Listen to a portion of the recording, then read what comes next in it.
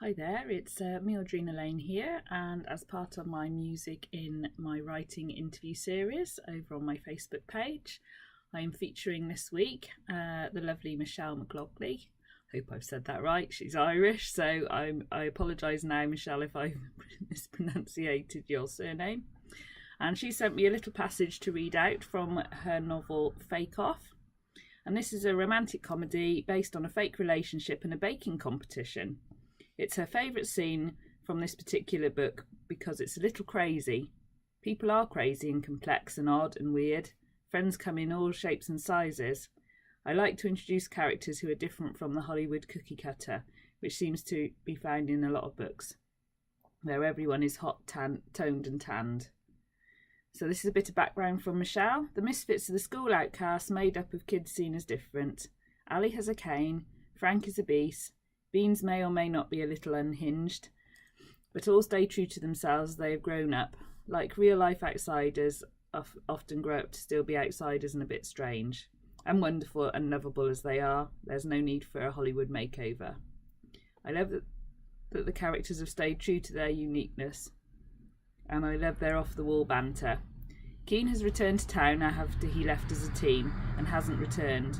Now, altered physically and more attractive, he's returned and ends up in a relationship with his high school crush, fellow misfit Polly. In this sample, Keane goes to the bake shop. You got worms. I love the name.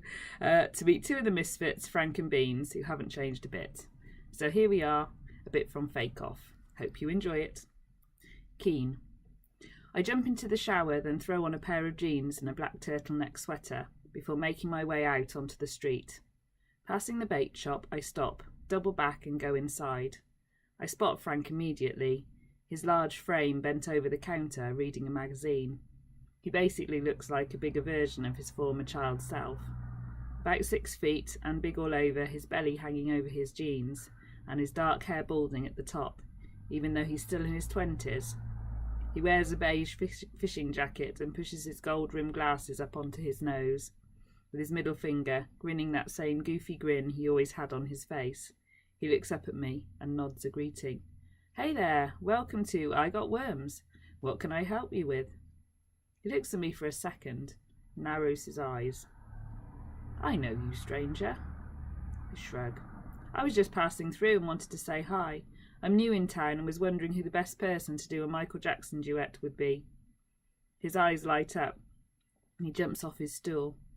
What would you sing if you could? I tap my finger on my chin. Feigned deep thought. Well, everyone knows Dirty Diana is the best Michael song there is, I say, laughing. Frank moves his large girth round the counter, puts his hands on his hips, stamps his foot, and shakes his head, laughing silently, before grabbing me and enveloping me in a bear hug. Keane, motherfucking Marshall, you look just the same, dude. So good to see you. Don't know what I'm more stunned by, the fact that he recognised me and thinks I look the same, or the fact that his welcome is so warm, considering I up and left town without so much as a goodbye all those years ago. What's going on here?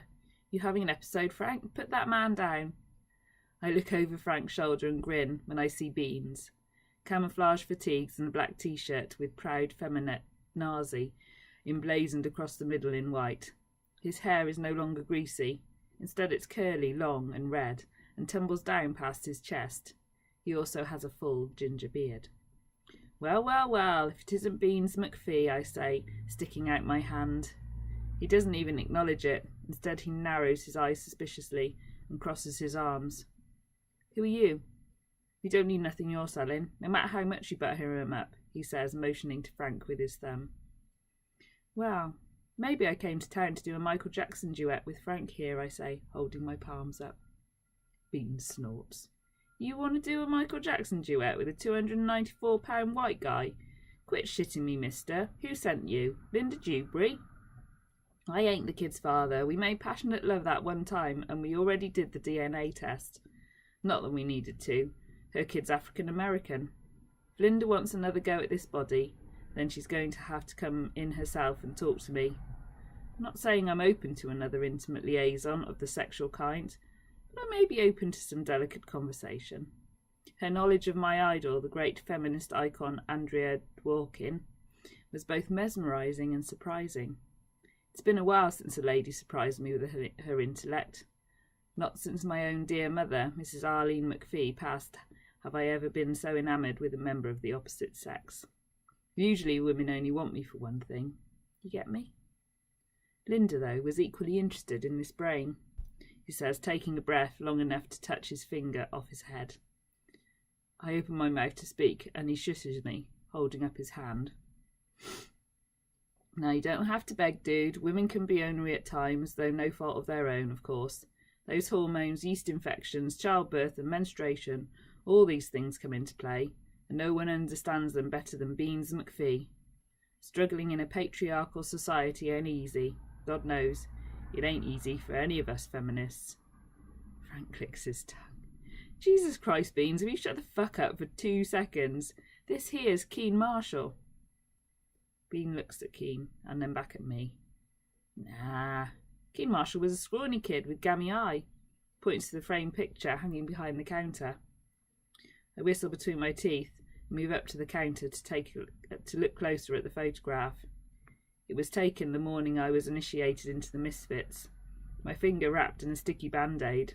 My eyes are immediately drawn to Polly with her arm protectively around my shoulders.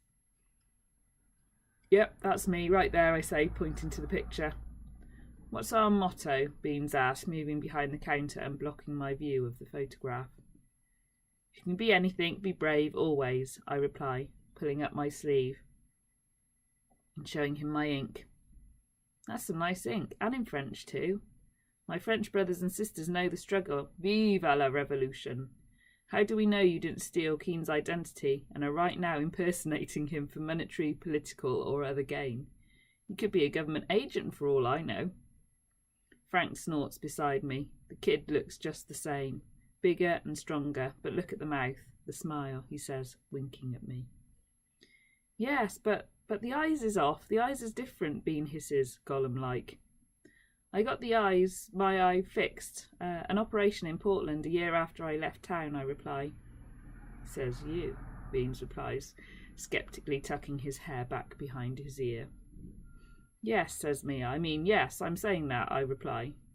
Well, if you is the real Keen Marshall, tell me what happened on August the 24th, 1998, in my mother's, the wonderful and indomitable Arlene McPhee's basement.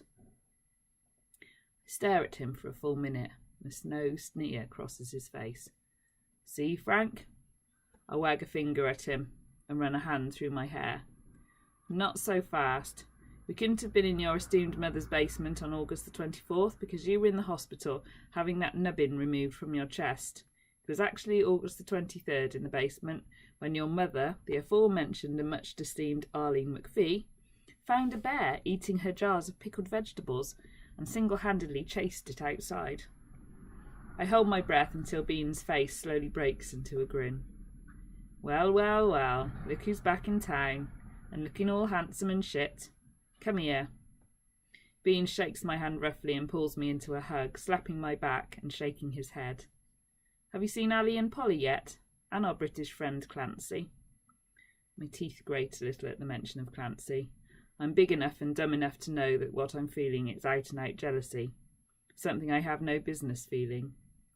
I saw Polly last night. We reconnected. I don't miss the look that passes between Frank and Beans. What? Bean shakes his head. Nothing. Just go easy on our Polly. She's had a rough time lately.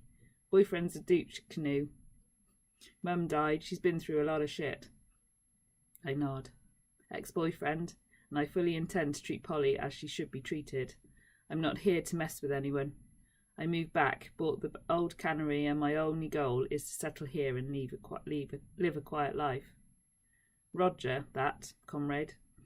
I respect the hell out of you, kid, and I'm always happy to meet a long-term member, but I will not hesitate to hunt you down, sever all major arteries, and I allow you to breathe out upside down like a pig, or infect you with cat AIDS if you hurt Polly.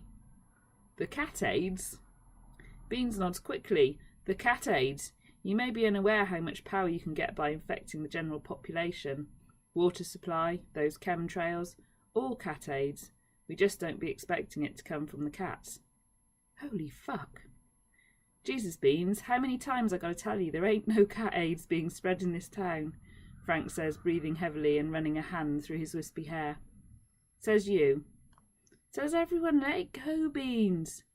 Well, don't bloody come crying to me when you start losing body parts and the fucking zombie apocalypse rides into town looking for fresh meat.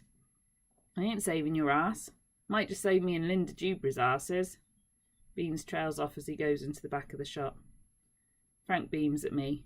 Some things never change, right? He leans in close and whispers in my ear. If the zombie apocalypse comes, he'll still save us. Don't be worrying about that, Kay. I nod seriously and incline my head.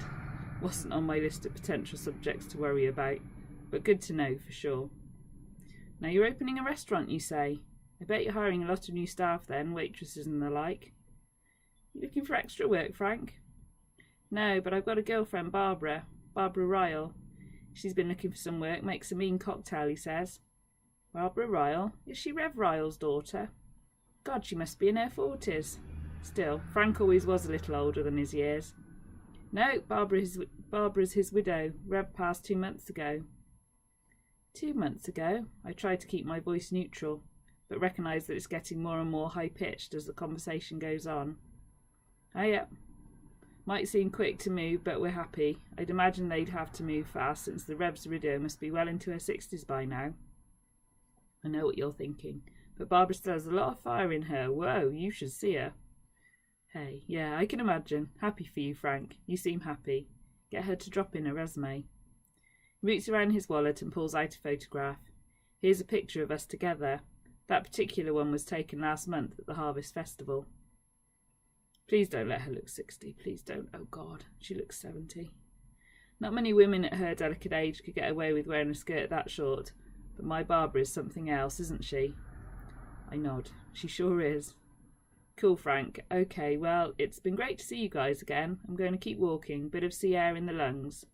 Guess I get to see you guys soon. Hold up, Bean shouts from the back before coming out with a stack of pages from the photocopier. Just a few things for you to look at. Will you be coming to karaoke tonight at the Blind Pig once a month? You've a few weeks to practice. Frank usually does some Michael. I tend to stick to Power Ladies, the Rebels, the Femmes, doing Madonna's Papa Don't Preach for the next one. A worthy song about women having autonomy over their own bodies. A great tune and a great video starring the multi-talented Dali Alio, born on West 68th Street, Manhattan in 1933, playing the father of the singer, model actress Madonna Louise Ciccione, who finds herself in a compromising position. Cough lightly and take the stack of papers from Beans. It reaches my chin. That's fascinating, Beans. I'll give these a read as soon as I get a few minutes. All there, comrade, the cat aids and some of my other personal favourite theories as to why the world is in turmoil. Okay, well, it's great to see you and all, but, you know. He inclines his head to the door. I nod and back out of the shop, wondering if I travelled back in time and ended up in an alternate universe. So that's all that Michelle has given me out to read, but I must say it was highly entertaining and amusing, and I look forward to maybe reading the rest of that book. If you want to do the same, you can find all of Michelle's books on Amazon. Just look her up, and I will put her Amazon page link in the info for this video. And please feel free to also pop across to my Facebook page, Audrina's Place, and check out the rest of this week's interview with Michelle. Anyway, that's it from me for now. Take care, and I'll see you soon. Bye.